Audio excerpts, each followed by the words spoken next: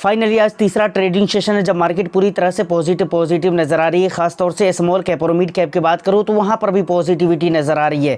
लेकिन सवाल ये आता है कि आखिर इस पॉजिटिविटी के पीछे का रीज़न क्या है, उस रीज़न को हम समझेंगे। यहाँ पर 3 रीज़न जो कि मुझे समझ में आ रहे हैं, उन चीज़ों को मैं आपके सामने रखूँगा। उसके बाद क्या इस पर भरोसा कर सकते हैं इस तेज़ी के ऊपर, इस पर भी बात करेंगे। उसके बाद Motilal Oswal mid cap fund एकदम 1 नंबर सॉलिड वाला फंड है, आज उस फंड के ऊपर भी बात करेंगे, उसका रिव्यू भी करेंगे और वहां पर जो एक अपॉर्चुनिटी है, एक मौका है, उसके बारे में भी बात करेंगे। ऑफ कोर्स कुल मिलाकर वीडियो बहुत इन्फॉर्मेटिव होने वाली है, तो बस एक लाइक कर दीजिए, शेयर कर दीजिए। चैनल को अगर अभी तक आपने सब्सक्राइब नहीं किया तो चैनल को भी ज़रूर सब्सक्राइब कर लें, क्योंकि इस तरह की इंटरेस्टिंग कंटेंट मैं आपके लिए लेकर आता रहता हूं। चलिए सबसे पहले शुरुआत करते हैं मार्केट की इस तेज़ी से कि भाई आखिर ये तेज़ी क्यों है और इसके पीछे का क्या लॉजिकल रीज़न है, क्योंकि जब तक रीज़न समझ में नहीं आएगा तब तक इन बातों का पता चलेगा ही नहीं कि भाई इस तेज़ी के ऊपर हम भरोसा कर भी सकते हैं या नहीं कर सकते हैं। देखिए यहाँ पर सबसे पहली बात अगर मैं आपको बताऊं तो डॉलर इंडेक्स, डॉलर के रुपया के मुकाबले में जो डॉलर काफ़ी ज़्यादा बढ़ रहा था उसके अंदर लगातार गिरावटें आ रही है। बहुत कम करके देखेंगे तो बहुत कम करके गिरावट आ रही है, लेकिन ठीक है गिरावट आ रही है तो ये एक पॉजिटिव बात है। दूसरी बात, दुनिया भर के बाज़ारों को जो टैरिफ का डर था डोनाल्ड ट्रंप की तरफ से, वो टैरिफ का डर धीरे धीरे ख़त्म होते जा रहा है। और आपको याद होगा अगर आप बी फिनेंसर को बराबर फॉलो करते हैं तो मैंने कहा हुआ था कि अगर ट्रंप दुनिया के बाज़ारों के ऊपर, दुनिया के देशों के ऊपर अगर टैरिफ लगाएगा तो ऑफ कोर्स वो भी इस बात के लिए तैयार रहे कि उसके ऊपर भी दूसरे देश टैरिफ लगाएंगे। क्यों नहीं लगाएंगे, अगर वो लगाएगा तो दूसरे देश भी उनके ऊपर ज़रूर ही लगाएगा। तो टैरिफ का जो डर था, टैरिफ का डर भी लगभग बहुत हद तक के लोगों के दिलों से ख़त्म होते जा रहा है। उसके बाद हमारी मार्केट की अगर बात करें, जो पर्सनली रीज़न है हमारी मार्केट के लिए, वो ये है एफआईआईज़ की सेलिंग। देखिए एफआईआईज़ की सेलिंग ऐसा नहीं कि रुक गई है या बिल्कुल हो ही नहीं रही है, एफआईआईज़ की सेलिंग हो रही है। लेकिन आप देखेंगे तो भाई सेलिंग जिस हिसाब किताब से हो रही है, पहले हो रही थी उससे तो कम हो गया है, समझ रहे हैं ना। और दूसरी बात है, जिस हिसाब से एफआईआईज़ की सेलिंग हो रही है उससे ज़्यादा दबा कर भाई डीआईआईज़ की खरीदारी हो रही है, समझ रहे हैं ना, बाइंग हो रही है। चलिए आपको मैं बिल्कुल लाइव दिखलाता हूँ। आपको लग रहा होगा कि भाई बस मैं ऐसे ही कह रहा हूँ ना, इसका एविडेंस भी मैं आपको देता हूँ। और देखिए सबसे बड़ी बात क्या है ना कि भाई मार्केट में एफआईआईज़ की सेलिंग रुक जाए, ये बहुत बड़ी बात है। डीआईआईज़ खरीदारी करे ना करे, कम करे, उससे मतलब नहीं, उतना ज़्यादा डिपेंड नहीं करता है इन बातों के ऊपर। लेकिन इस बात पर पूरी तरह से मार्केट डिपेंडेंट रहता है कि भाई एफआईआईज़ की जो बिकवाली है वो मार्केट के अंदर से रुक जानी चाहिए, जो रुक नहीं रही थी और अभी भी नहीं रुकी है, लेकिन ठीक है कम ज़रूर हो गई है। आज लगातार तीसरा ट्रेडिंग सेशन है जब मार्केट पॉजिटिव नज़र आ रही है। तो मैं आपको दिखलाता हूँ पिछले 2 दिनों में, क्या मैं दिखलाने वाला हूं कि पिछले 2 दिनों में उनकी सेलिंग कैसी रही है और डीआईआईज़ की बाइंग कैसी रही है। चलिए लाइव देख लेते हैं।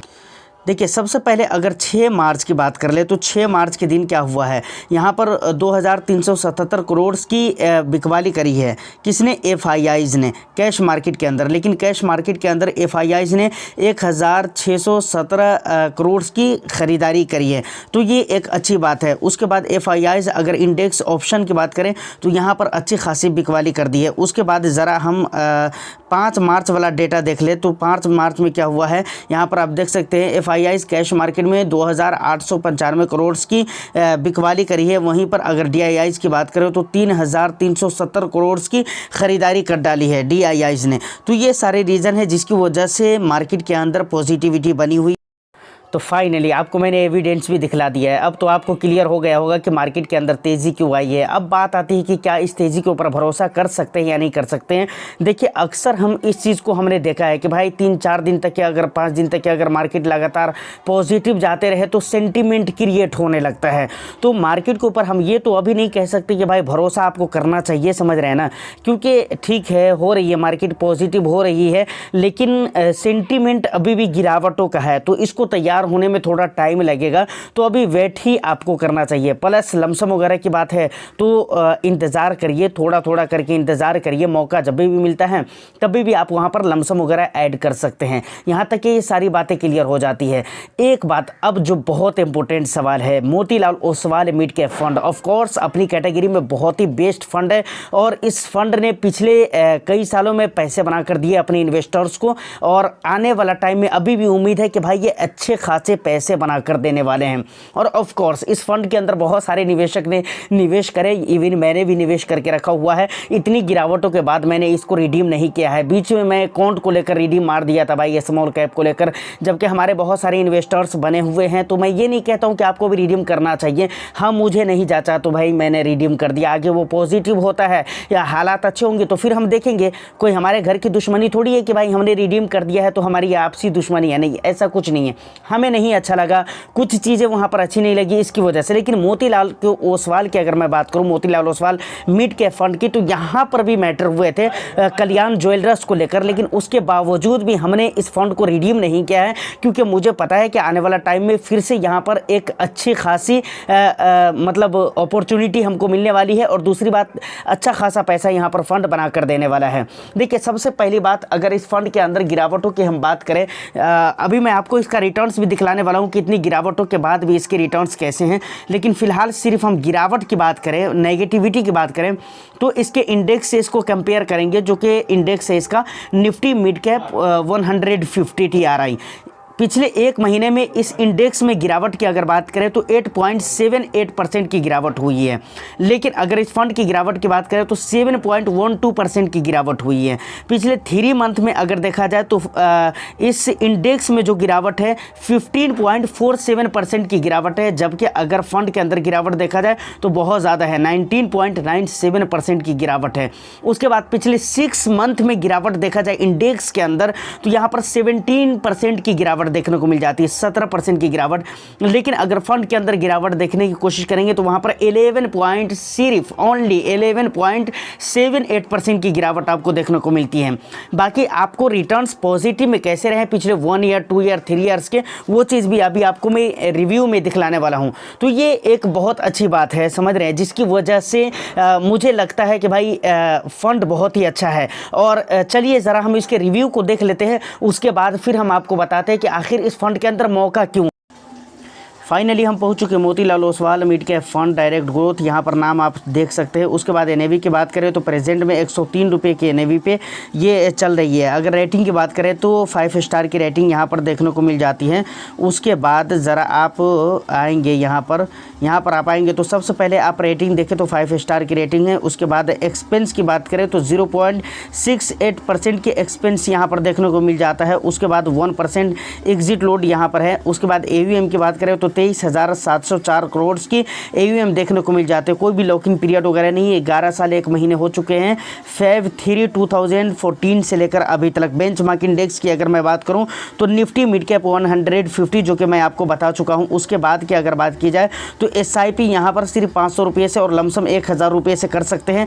तो ये भी एक बहुत बड़ा तगड़ा मौका है कि भाई सिर्फ 1000 रुपये से आप SIP कर सकते हैं, तो आपको घबराने की ज़रूरत नहीं है। बहुत ज़्यादा एक बार में आपको SIP करने की लमसम करने की ज़रूरत नहीं, बल्कि कम से आप 2000-3000 रुपये से आप लमसम कर सकते हो। तो मार्केट की गिरावटों के हिसाब से आप इसका फ़ायदा ज़रूर उठाइए। उसके बाद रिटर्न्स की बात अगर की जाए तो यहाँ पर आप देख सकते हैं पिछले 1 ईयर में इस फंड ने इतनी गिरावटों के बाद 18.31% का रिटर्न्स दिया है, जबकि कैटेगरी एवरेज की अगर बात की जाए तो सिर्फ 7% के रिटर्न्स रह गए हैं भाई साहब, 7.35%। पिछले 3 ईयर्स में 32.05% के रिटर्न्स दिए, पिछले 5 ईयर्स में 29.7% के रिटर्न्स है, पिछले 7 ईयर्स में 21.96% के रिटर्न्स और पिछले 10 ईयर्स में 17.65% के रिटर्न्स। ये रिटर्न्स और भी ज़्यादा रहे होंगे, लेकिन एक्चुअली ये कम इसलिए हुआ है कि पिछले 5-6 महीनों से जो मार्केट के अंदर गिरावटें थी वो बहुत ही ख़राब वाली गिरावट थी। लेकिन पिछले 10 ईयर्स में अगर कैटेगरी एवरेज के रिटर्न्स देखेंगे तो 15.57% रहे हैं।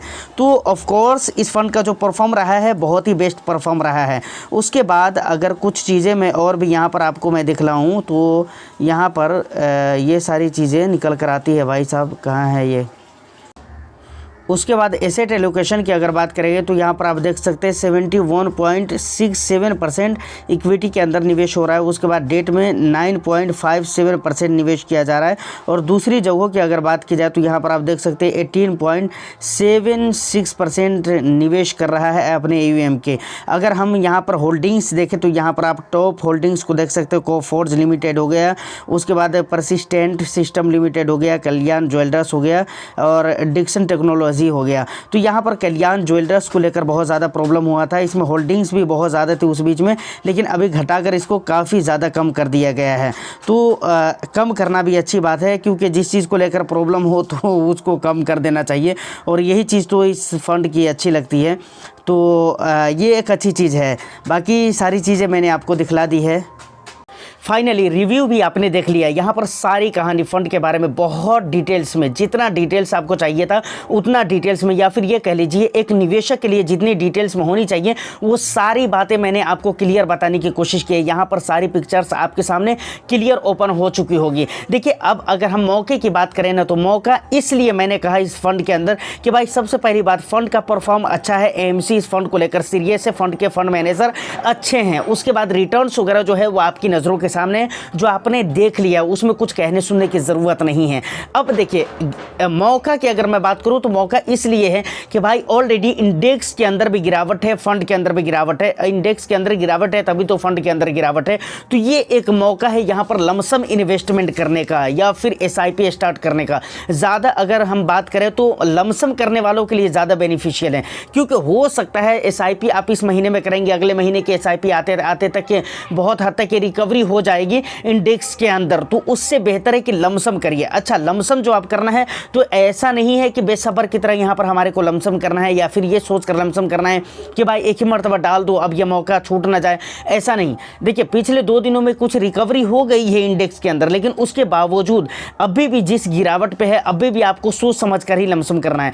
इसके पीछे का रीज़न क्या है, मैं आपको ये कह सकता हूँ कि भाई एक ही मर्तबा आप पूरा पैसा डाल दो, मौका है तो पूरा पैसा डाल दो, अच्छे से फ़ायदा उठाओ, लेकिन ऐसी गलती नहीं करनी है, क्योंकि इंडेक्स के अंदर आज के डेट में भी वैल्यूएशन है।